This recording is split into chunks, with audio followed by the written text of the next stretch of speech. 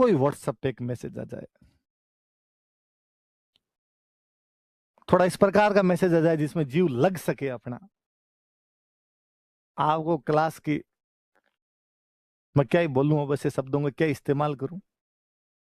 छोड़ रहे, फर्जी फर्जी बात करता रहता है, बोरिंग बोरिंग, खुद ही तारीफ करता रहता है, हिस्ट्री अच्छा सब्जेक्ट है, हिस्ट्री अच्छा। क्या पढ़ा रहे इन, ये जो अभी ऊपर मैसेज आया ना इमोजी के साथ, जिंदगी ये है।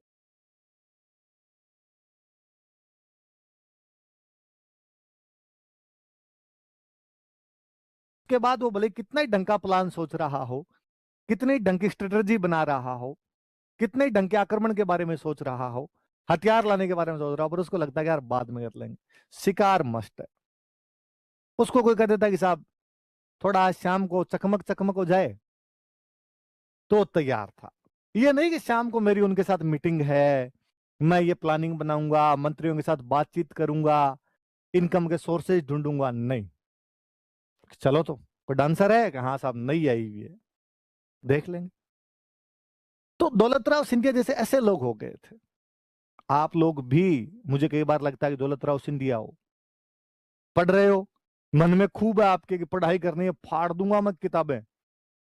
आज राजवीर सर ने कैसे कह दिया हमें कि हम पढ़ते नहीं है, मैं जवाब दूंगा इनको, सब कुछ पढ़ दूंगा, सब कुछ याद कर दूंगा और देख लूंगा टेस्ट के अंदर, फिर बताऊंगा सर को कितने नंबर आए हैं मेरे।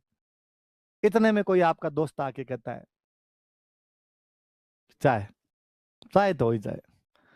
दौलतराव सिंधिया तो कम से कम शेर का शिकार पे तो कंसंट्रेशन तोड़ता था, आप तो चाय पे तोड़ देते हो यार।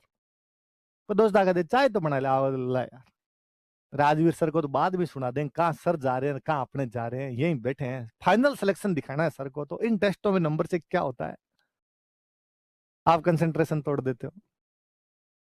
क्लास चल रही है, मराठों के पतन के कारण पढ़ रहे हो, खूब समझ में आ रहे हैं आपको, एक भी बफरिंग नहीं कर रहा है, कोई व्हाट्सएप पे एक मैसेज आ जाए, थोड़ा इस प्रकार का मैसेज आ जाए जिसमें जीव लग सके अपना। आपको क्लास की, मैं क्या ही बोलूं, अब ऐसे शब्दों का क्या इस्तेमाल करूं। छोड़ रहे, फर्जी फर्जी बात करता रहता है, बोरिंग बोरिंग, खुद ही तारीफ करता रहता है, हिस्ट्री अच्छा सब्जेक्ट है, हिस्ट्री अच्छा। क्या पढ़ा रहे इन, ये जो अभी ऊपर मैसेज आया ना इमोजी के साथ, जिंदगी ये है। तो आप सारे दौलतराव सिंधिया हो, आपका कंसंट्रेशन तोड़ना इतना इजी है जिसकी हद नहीं। ये लैला मजनू की किसकी कहानी है कि मजनू को जब वो मृत्युदंड वगैरह दे रहे थे, तो लैला को जब समाचार मिला तो लैला दौड़ती जा रही थी, या लैला को जब पकड़ लिया था मजनू दौड़ता जा रहा था, ऐसा ऐसा दिया उल्टा है, तो भी मेरे याद नहीं, मजनू का याद आता है कि मजनू को जब मृत्युदंड दे रहे थे, लैला दौड़ती जा रही थी मजनू को बचाने के लिए। रास्ते में कोई बादशाह या सुल्तान उस टाइम का जो भी रहा होगा, वो नमाज पढ़ रहा था।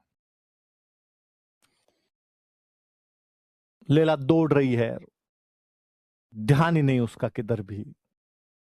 इन बिटवीन वो जो बादशाह बैठा था उसके पास से निकली वो तेज गति से, उसके दुपट्टा यूं बादशाह के चेहरे पे लगा, बादशाह की नमाज में भंग पैदा हुआ। बादशाह खड़ा होता उससे पहले लैला आगे निकल गई थी। लैला जब वापस लौट रही थी वहां से, तो बादशाह ने कहा गुस्ताख लड़की, मैं जब अल्लाह की इबादत कर रहा था, तूने मेरी इबादत के अंदर व्यवधान पहुंचाया, बाधा पहुंचाई, दंड मिलेगा तुझे। लैला हंसी और लैला ने हंसकर कहा कि सुल्तान, मैं जब मेरे प्रीतम से मिलने के लिए जा रही थी, जिससे मैं प्यार करती हूं उससे मिलने के लिए जा रही थी, तो मुझे सुध बुध भी नहीं थी कि पैरों में कांटे लग रहे हैं या कांच लग रहे हैं, पैर लुहान है मेरा, देखो तुम। मुझे यह भी नहीं पता था कि रास्ते में तुम बैठे हो। लेकिन मैं तो एक मनुष्य से, जिससे मैं प्यार करती हूं, उससे मिलने के लिए जा रही थी, तब भी मुझे आसपास का वातावरण की सुध बुध नहीं थी। तुम उस सर्वश्रेष्ठ व्यक्ति की इबादत कर रहे थे, उसके सम्मान में सजदा किया हुआ था, और इतना क्या ध्यान तुम्हारा कमजोर कि दुपट्टे से भंग हो गया। सुल्तान ने माफी मांगी। सुल्तान ने कहा कि हाँ बात तो सही है, मैं तो उस अल्लाह से प्यार करता हूं, तो उस प्यार में तो इतना रम जाना चाहिए कि आसपास के वातावरण का ध्यान भी नहीं रहे। आप ही मन सोच के मुस्कुरा कह रहे होंगे कि सर एग्जैक्टली आप वाली बात सही है। प्यार वाला मामला जब आता है ना सर, ऐसा कोई मैसेज आता है तो हम आपका भी ध्यान नहीं रखते हैं, पूरा उसमें खो जाते हैं। प्रीतम का जब मामला आता है तो हमें क्लास व्लास कुछ भी नहीं चाहिए सर। वेरी गुड, बहुत सही करते हो, ऐसा तुम्हें भी करना चाहिए। इस कहानी से यही शिक्षा मिलती है।